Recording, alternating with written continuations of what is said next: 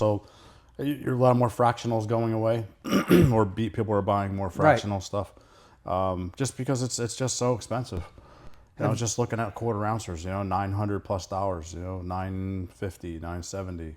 It's crazy. That's nuts for a quarter ounce. I still can't register that. But if you're thinking long term, your gold eagles and your gold buffaloes, hands down, are the ones that are best, right? They always bring the best return. Yeah.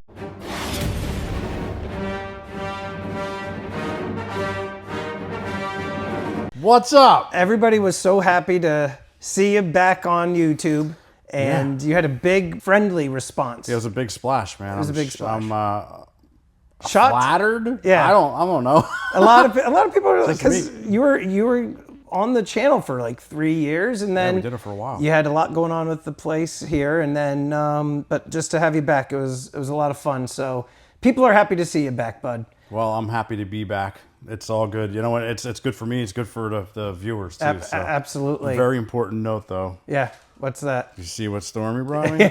I need Guys, lots of these, as you all can probably see. If you look back in the videos, Steve started to slowly, expand, not in business. Your business did expand. Your business expanded. It did. But no, it's important to get Steve on here, and in order to do so, you got to once in a while pay the toll, bring him a donut. Bribing him. So real important. Let's get down to it. Last night, and I don't necessarily know exactly when I'll post this video, probably sometime next week, but essentially Israel, they, as you know, struck Iran with some missile strikes to take out their nuclear capabilities. They took out some of the military leadership. And so now here we are. You and I both knew right away we're going to see gold spike up. What did we see in terms of the movement? Right. So look at there's the spot price over there, $100, right? So a little bit of uncertainty in the world, wham. So if you're you want a quick trade, and you got a sniff that something like this is coming, and you want to play, then it's almost always the case. $100 is extreme, to be honest with you. Yeah. But in today's market, maybe not, right? So we're seeing $100 swings. So I guess it's becoming a little bit more norm. It just shows you how long we've been in it. Normally $100 is a big deal. Today's world, not so much. Plus, with the price of gold being higher, $100 isn't so much of a percentage of that higher price. Percent, yeah. But, I've been making the case to a lot of the people that watch my channel. I keep saying to them, yes, guys, we're still near all-time highs. We're still, psychologically at a higher price point for gold. It's perceived as being more expensive. However, all of these different things that are happening in the world are going to continue to trigger these spikes in the price. And the gold that you once were able to buy, you're not going to be able to buy the same amount. Yeah. The average person definitely not. So you're a lot more fractionals going away, or people are buying more fractional stuff, just because it's just so expensive. Just looking at quarter ounces, $900+, 950, 970. It's crazy. That's nuts for a quarter ounce. I still can't register that. What struck me was that, 20 years ago, I bought the 10th ounce gold eagles, $110 a piece. And I was selling on one of my live streams recently 1 gram gold bars for 136. So we're 1 gram costing more than a 10th ounce. It's just like you said, that's kind of a neat way to look at it too. Right? It's just crazy. You were buying so much more for even less. So what's happening now is we're seeing analysts are saying gold is going to go to $4,000, probably by middle of next year is what a lot of the investment banks are kind of pointing towards. Yeah, and I think they're calling 35 this year. That's very. Look. We're there almost. We're right there, right? So we're within striking distance already. So, well, let me ask you. In terms of the size of gold, obviously, if people could swing it, 1 ounce is better because you have less premium. However, realistically, not a lot of people can shell out $3,600 for a 1 ounce piece. It's a lot of money. So, what do you say is the best size in terms of premium and everything? What would you say to somebody? The easiest way to answer it is this: the larger the piece of gold, the less premium you're going to pay. And then we say 1 ounce all the time because that's what makes sense, right? The reason being is because once you get over the 1 ounce, it becomes harder to liquidate. So we're thinking about long term. We're thinking about the exit strategy, not necessarily the entering. So when you go to sell a 100-gram bar, for example, it's 3.2 ounces. That's a lot. That's over 10 grand today. So a lot of shops are going to frown on that, especially if you have more than one. A lot of shops just don't have that. The capital to necessarily bring that all in. Yep.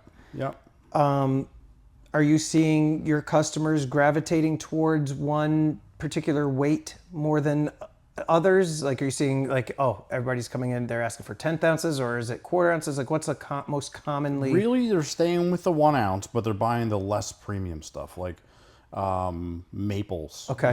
You can get maples right now for pretty darn cheap. 1 ounce gold bars. I've been selling more of those this year than I think I ever have. I bet you I sold more 1 ounce gold bars this year than I have the entire time I've been in business. Oh, wow. That's a fact. Because there's like no premium. It's very cheap. And what about like Krugerrands too? Krugerrands too. I've been selling more of them, but for some reason, they just don't hit here. People just aren't digging them. You like why. them because of the Lethal Weapon movie, but that's right. Back in the day, It shows my age, man. Like Krugerrands. First gold coin I ever bought was a Krugerrand. Yeah, just because of that movie. Yeah, I know. I remember these things. Had to have it. So do you think if somebody were to come in and say, Steve, I only have X amount of dollars, do you think, would you tell them it's better for them to buy sovereign coins, or do you think it's better for them to buy 1 ounce gold bars? A lot of people always, question. I know, and they always ask me that, and it's like, depends on what you're looking to do, but it depends on your budget. It depends on your, what's your strategy, right? Yeah. So you're not 100% sure you're going to be able to hold on to them because you're reaching financially to grab it, which is a good move. Just you're like, you might be reaching a little too far. If you're in that boat, and that's a personal thing, I never ask those questions, but I put them out there for you to consider these things. Then maybe you want to try to stay something with a little bit less premium. Mm-hmm. But if you're thinking long term, your gold eagles and your gold buffaloes, hands down, are the ones that are best, right? They always bring the best return. Yeah. You pay more getting into them, but you'll get more coming back. Wouldn't you say too? Because I always tell people this, and you can disagree with me if you'd like. Buy the gold coin of your nation, more or less. Like, wouldn't you say like Canadians, probably the maples are more preferred because it's their coin? And most of the time, I mean, we're neighbors with them, so I got to remember Canadians are number 3 here, right? Yeah. So and I assume it would be the same there, but I do know in other countries that's true because, like, I have a gentleman that's Poland. Right. I have actually a few people from Poland, and they're only buying 24K because if you buy anything less than that, I want to say that, and I might be misquoting this, but there's some kind of a tax on it, or it has to be 24K. Okay. So that would be a reason to also stay with your nation because that's what they're going to have. Okay. Makes sense. Just one little avenue. Now, here's another question for you with regard to pre-33 gold. Are you seeing more people buying pre-33 because those typically had less of a premium? Are you seeing people not interested in them? It's kind of a split playing field. I recently sold about almost 100 ounces, or 100 pieces, I should say. Okay. Actually, I think it was more than that. I think it was actually over 100 $20 gold saints. It was almost on premium. I positioned that person there. They asked me, and I positioned them there because there was a great deal to be had. I'm like, you know what? If you're buying gold for gold, then this is really pre-33 is a very good opportunity to step in. There's times when pre-33 has a really nice premium on it. Yeah. So if you can buy it now for almost nothing, or basically melt. Or just a few dollars over melt, listen, jump in. Anytime you could buy gold for gold, buy it. It's a no-brainer. Right. Do you think? And I've told people my opinion in terms of pre-33 gold. If they're looking to buy it, I always have told them they should buy slabbed and graded pre-33 only when they're, so like you said, it depends on the strategy, right? If they are buying gold for gold, then who cares? Then just buy it raw or whatever. Yeah, but if you're slabbed pre-33 right now still doesn't bring a big premium. It doesn't. It really doesn't. It's cheap. So do you think it makes sense then if people have a couple extra bucks, then just go for the slab, because when it comes time to sell, there's no question about the grade of the coin? And that does make sense. There is absolutely a part that works there. Listen, if you're dealing with a reputable dealer, and this is my argument all the time too, if you're dealing with somebody who's reputable, who handles this stuff all the time, they're going to know what it is. Right. They're going to have the technology to be able to tell if it's real or not. But overall, I mean, yes, I think that's a very viable thing to say.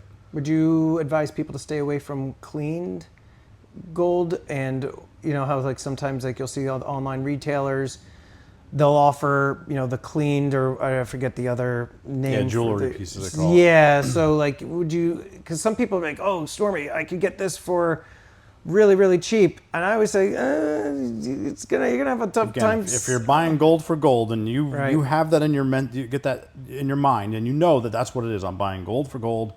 I'm not really looking to, okay, you know what I mean? And you handle it that way and you go to sell it and you realize it's just gold. Don't get excited because it's a coin. I mean, that's a kind of a plus. Sense. Yeah. Because you kind of know what the weight is and you know what it is. There's no arguing that. I guess it's just two different philosophies essentially, right? There are the people that just say silver, I don't care. It's just whatever the spot price is, that's it. And then that all falls into the same thing. Now, obviously, there's an extreme on that, right? If somebody took it to the buffing wheel and took out a third of the weight of the coin, that's a different animal, you know what I mean? Right. But I'm assuming everything, the weight is still there, it's just well polished. Yeah. You know, like...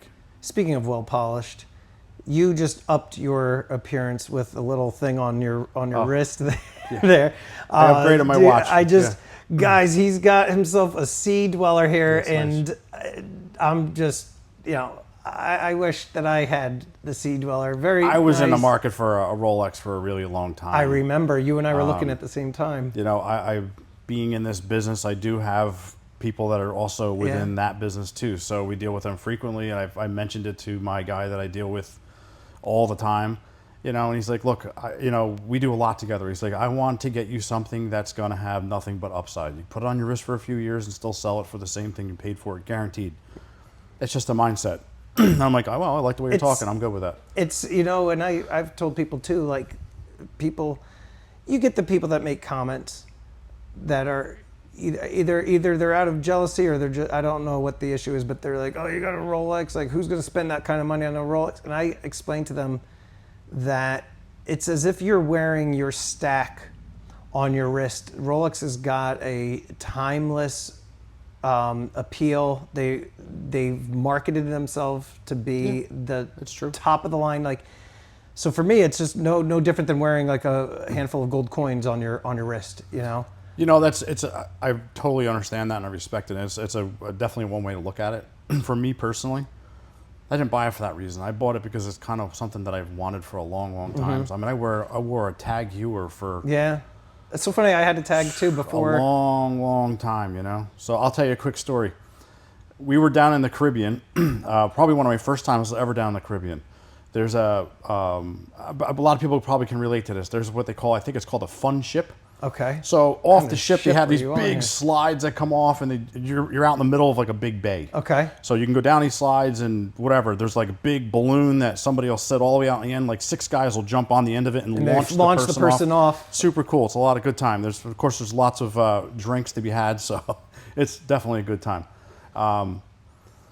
We were messing around, whatever have you, and somebody lost their sunglasses. They fell off their face and down they went, right? So we're in like 25 feet of water. But you could see him sitting down on the bottom.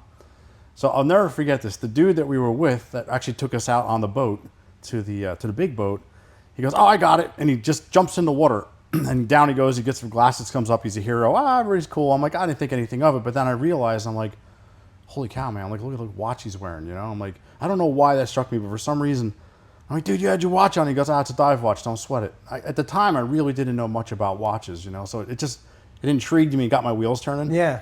So after that, I started looking into them, and that's kind of what got me onto watches. So doing the homework on that, I started realizing being a mechanic for a long, long time. There's so much intricacy. The working mechanism is fascinating. It is.